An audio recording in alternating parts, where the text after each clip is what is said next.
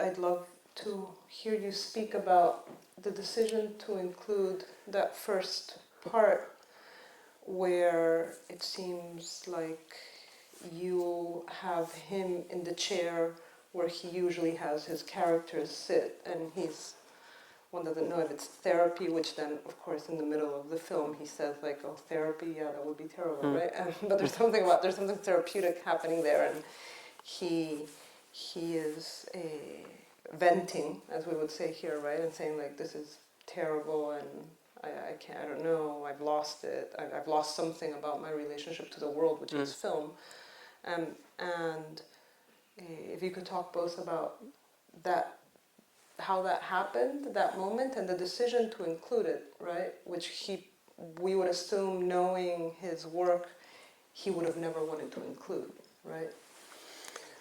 Yeah, you're right about that. So, Coutinho filmed Last Conversations in October, I think, of 2013, and he was able to see the rushes and to make his observations on the side of the desgravação, the transcription of all the interviews.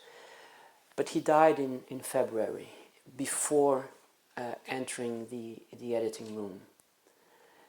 And so, 2 days after he died, Jordana Berg, who was his partner since Mighty Spirit. Mighty Spirit, and knew Coutinho very well, and was a great friend of his. And I decided to, we had to finish the film for Coutinho. So 2 days after his death, we got together and we said, well, we have to do this. So based on what Coutinho said about the whole experience of making this film, and also his observations and on the transcription, we started to edit the film with a very clear idea of what kind of film he would have made if he was able to put the film together in the editing room. Because of course Jordana had more than 10 years of experience with Coutinho, and I also had more than 10 years of being his producer. So we knew the decisions. I mean, we could probably come very close to the film he would have made. And our first 3 months in the editing room was making this film, kind of a film that we thought he would have made. And once it was finished, there was something, I don't know, that felt really wrong about the film, because of course he was not there anymore. And so the film was a film in which we were trying to interpret his wishes, but he was not there anymore to wish anything. So although the film exists, no one has seen it, because we decided right there that it would be much more honest and consonant to everything that Coutinho has done in his life, as far as transparency, honesty, to do a film in which he's not the one making the decisions, because he was not able to make the decisions because he was dead. So we started again, and now the film was a film in which we make the film with the material that he has shot, but it is not his film anymore, because that's a false premise. And so the film has to tell the story, I think, of what was happening during the period in which he was making the film. And what was happening was his complete despair over the idea of making this film. He decided, as I said yesterday for those who were here, every new film of Coutinho is a further investigation of what can I eliminate from my process and still be able to come out on the other side with a film. And what he does here is something that he had never done before, and which is very, very central to his cinema, which is to eliminate the possibility of time. We saw a film yesterday in which you only have old people speaking. And for Coutinho that was crucial because memory is his basic tool. The idea, and I'm repeating him now, that the experience is never as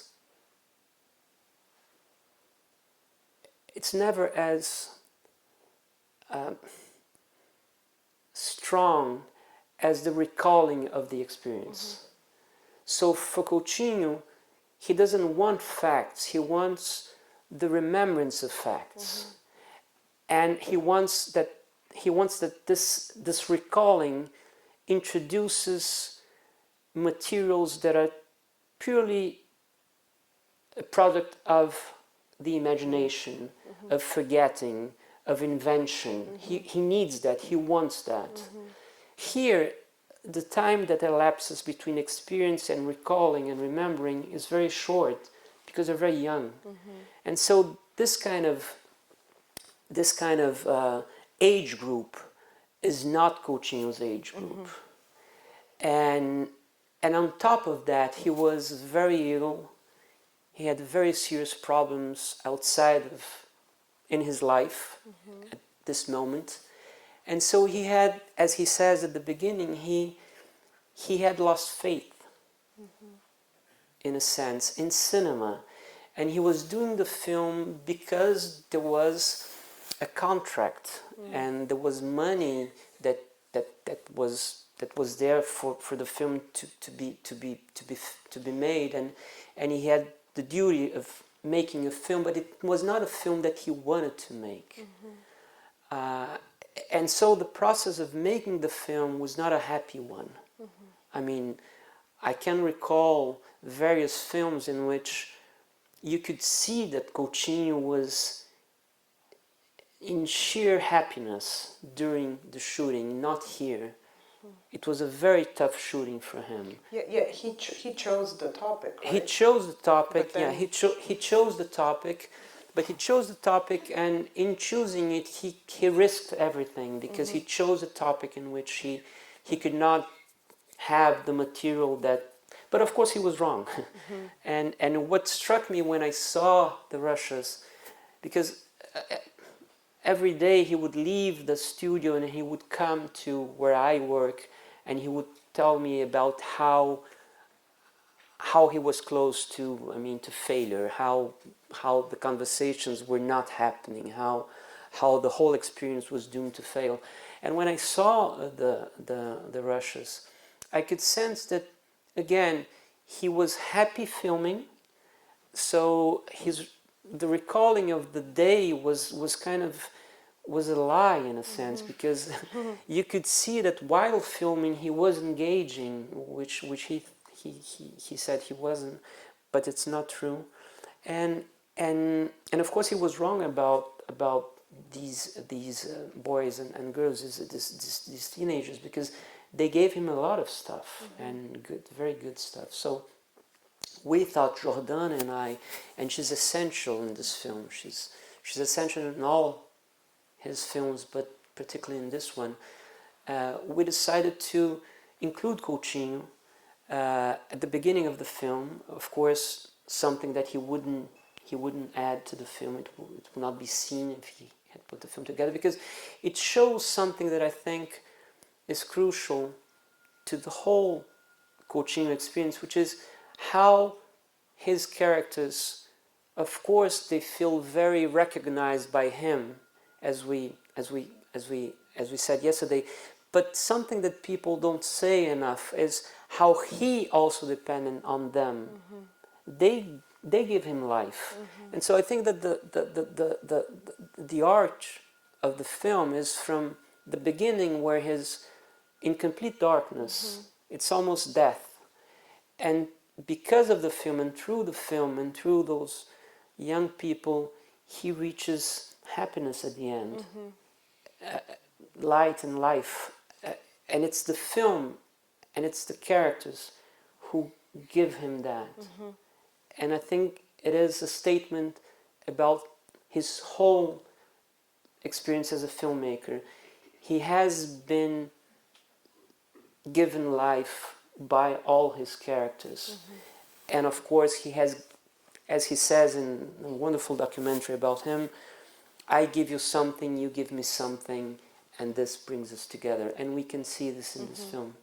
And it's interesting because hearing you talk, I just thought that one of the topics that comes up in so many of his films, and here we saw it again, and then crystallized was the last little girl, the question of faith, right? I mean, which one can say it is about Brazil, but I hearing you speak, I just thought, well, it's also about, you know, that life that they give him, which is about the ability to narrate and to enter into cinema. There's something about faith there in terms of the magic of cinema, and that's what he needed, right? So he's always in all his films asking his characters, like, so do you believe in this thing, and like God, you know, like, what is this, like, what do you believe in, where do you stand?